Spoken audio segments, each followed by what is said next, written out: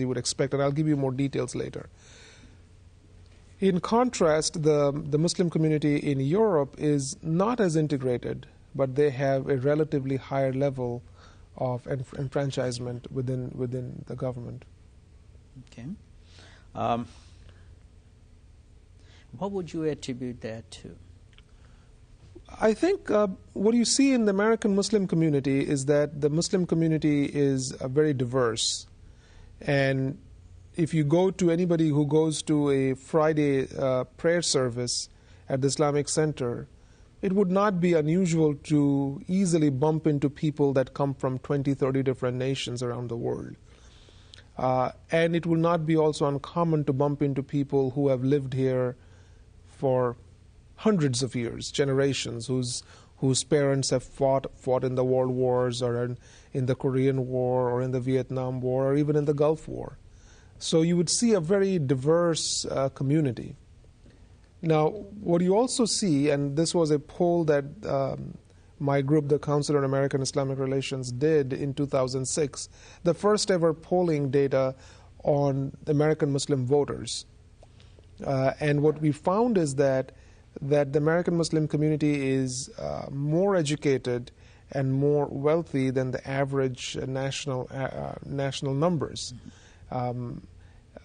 And so given that the higher level of education and consequently wealth means that they are more professionally integrated into the society. They're working more as professionals, as doctors, engineers, lawyers, and in those kind of activities.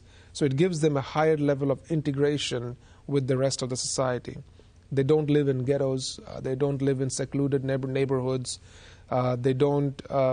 They live in the suburbs, or even if they're living within the city, they're not living in any kind of exclusively one ethnic group or one religious group neighborhoods. They're living in diverse cities, even in large cities like Philadelphia or New York and other places, or Chicago. They're living in very diverse communities. Or even Jacksonville. In Jacksonville, of course, yeah. And then what you see is that but what has happened is that the American Muslim community is not as politically engaged, which has led to in some sense, their disenfranchisement. They're not as engaged. They're not represented in policymaking circles, and certainly the government has not created programs or mechanisms to have consultation or engagement with the American Muslim community. It is not there as much as it needs to be. There is certainly a lot of room for improvement over there. In contrast, what has happened in Europe is that the Muslim immigration or migration to Europe has been a very long history on that because of the colonial expansions of Britain and the Dutch colonialist and the French colonialist expansions and those kind of things, that they brought in large numbers of Muslims from wherever these colonial presence were. So they were usually brought in as workers. So they were mostly blue-collar workers, not as many professionals. And when they brought in these large numbers of workers, they were usually segregated. They lived in, you can say, ghettos and in isolated neighborhoods.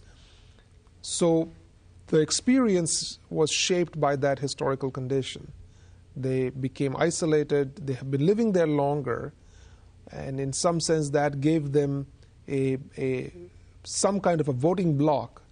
So they were able to influence certain elections or at least play a role there, which means that the politicians had to engage them because of the way they were situated within the continent. But they're not as well integrated. And again, after the French riots, and even the British government has produced reports that show that they're not as well integrated in terms of education levels and in terms of their identity. You know, when you meet an American Muslim, you will not hear much hesitation in their identification that, yes, I'm an American. Right. They don't have that problem. And whether they've been living here for a long time or that they just arrived, they just have that same viewpoint that I'm an American. This is as much as my country as it is anybody else's. and they have that level of patriotism. And the CARE poll actually shows that, because larger than national average numbers show that American Muslims work in charitable or social institutions, whether it is feeding the homeless or working as volunteers in a hospital or whatever. So they have that level of giving back to the society mentality. They're also very patriotic in terms of symbolism of patriotism. They would fly the flag. They would celebrate 4th of July. So those kind of attitudes are there within the American Muslim community. In contrast with the European Muslim community, because of lower levels of integration, they are not as eagerly identifying themselves as Europeans. They still have the feeling that we are outsiders. Yeah. Now, you mentioned a couple of things. One, you said that the level of education of the Muslims in this country is much higher than the national average.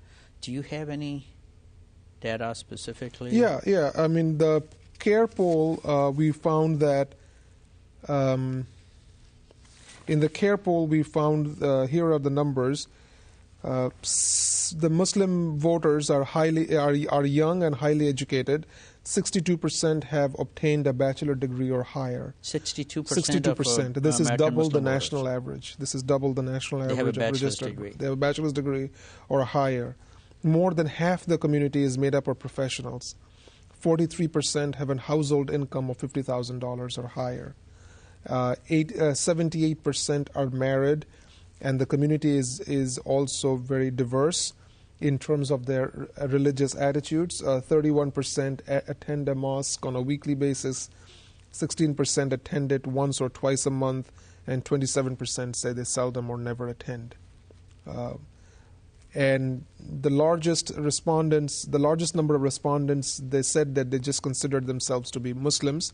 They don't, and they avoid distinctions like either being Shia or Sunni. 36% identify themselves as Sunni, 12% identify themselves as Shia, and the rest of them just identify themselves as Muslims. And there are very interesting survey results over here, if I can just read them out. Please. 89% said that they vote regularly, which is very high compared to the national averages. 86% said that they celebrate the 4th of July. 64% said that they fly the U.S. flag. 42% said that they volunteer for institutions serving the public.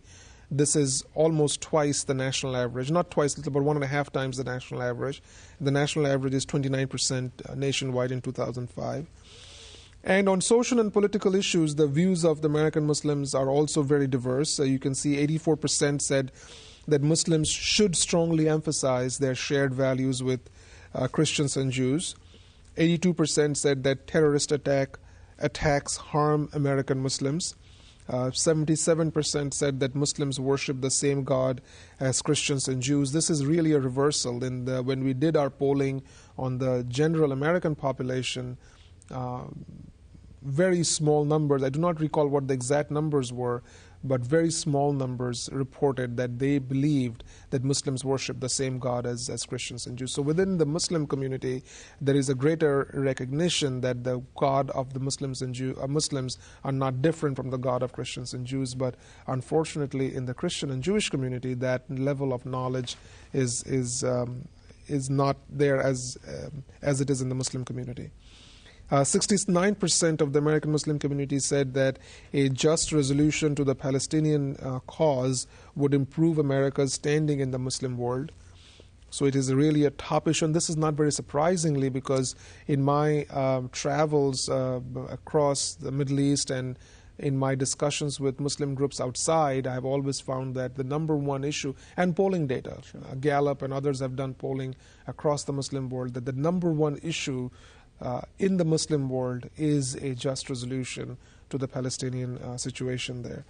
66% said that they would support working towards normalization of relations with Iran. So the saber-rattling now about a possible war with Iran is certainly not supported by the Muslim community. 55% said that they're afraid that the war on terror has become a war on Islam. And only 12% believe that the war in Iraq is a worthwhile effort, and just 10% support the use of military power to